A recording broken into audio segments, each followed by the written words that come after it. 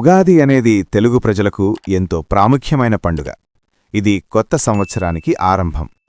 ఉగాది అనే పదం సంస్కృతంలోని యుగ ప్లస్ ఆది అనే పదాల నుండి వచ్చింది.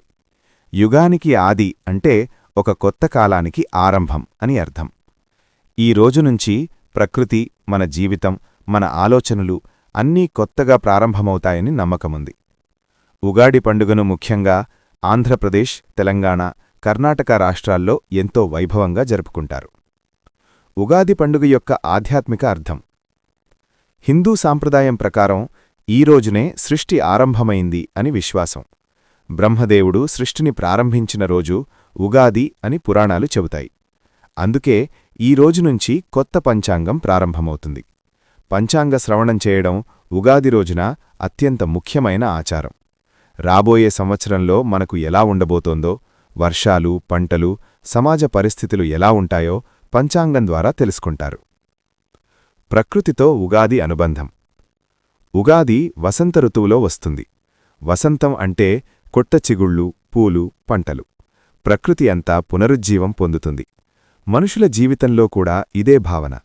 పాత బాధలు, నిరాశలను వదిలి కొత్త ఆశలతో ముందుకు సాగాలి.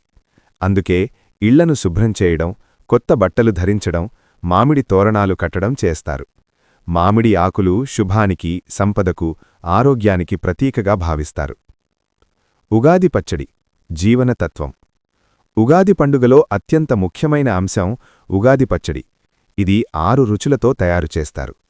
తీపి, బెల్లం, ఆనందం; చేదు, వేపపువ్వు, కష్టాలు; పులుపు, చింతపండు, సవాళ్లు; కారం, మిరపకాయ, కోపం, ఉత్సాహం; ఉప్పు, జీవితానికి అవసరమైన సమతుల్యత; పచ్చిమామిడి, కొత్తదనం, ఆశ. ఈ 6 రుచులు మన జీవితం ఎలా ఉంటుందో ప్రతిబింబిస్తాయి. జీవితం కేవలం ఆనందంతోనే కాదు, కష్టాలతో కూడి ఉంటుందని, అన్నింటినీ సమానంగా స్వీకరించాలి అనే గొప్ప సందేశాన్ని ఉగాది పచ్చడి ఇస్తుంది.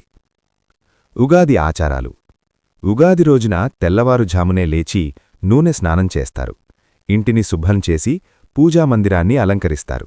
దేవుడికి నైవేద్యంగా ఉగాది పచ్చడి, పులిహోర, బొబ్బట్లు వంటి ప్రత్యేక వంటకాలు సమర్పిస్తారు. తరువాత కుటుంబ సభ్యులంతా కలిసి పూజ చేస్తారు. పెద్దల ఆశీర్వాదం తీసుకోవడం ఆనవాయితీ. పంచాంగ శ్రవణం ప్రాముఖ్యత. పంచాంగం అనేది కేవలం జాతకం కాదు, అది కాలచక్రానికి ప్రతిబింబం. రాజులు, గ్రామ పెద్దలు ఉగాది రోజున పంచాంగం చదివించి ప్రజలకు రాబోయే సంవత్సర ఫలితాలను తెలియజేసేవారు. ఈ సాంప్రదాయం ఇప్పటికీ కొన్ని ప్రాంతాల్లో కొనసాగుతోంది. ఇది మనకు కాలం విలువను, సమయాన్ని సరిగ్గా ఉపయోగించుకోవాలనే బోధన ఇస్తుంది. సామాజిక మరియు సాంస్కృతిక విలువ. ఉగాది పండుగ కుటుంబాలను, సమాజాన్ని దగ్గర చేస్తుంది. బంధువులు, స్నేహితులు ఒకచోట చేరి శుభాకాంక్షలు చెప్పుకుంటారు.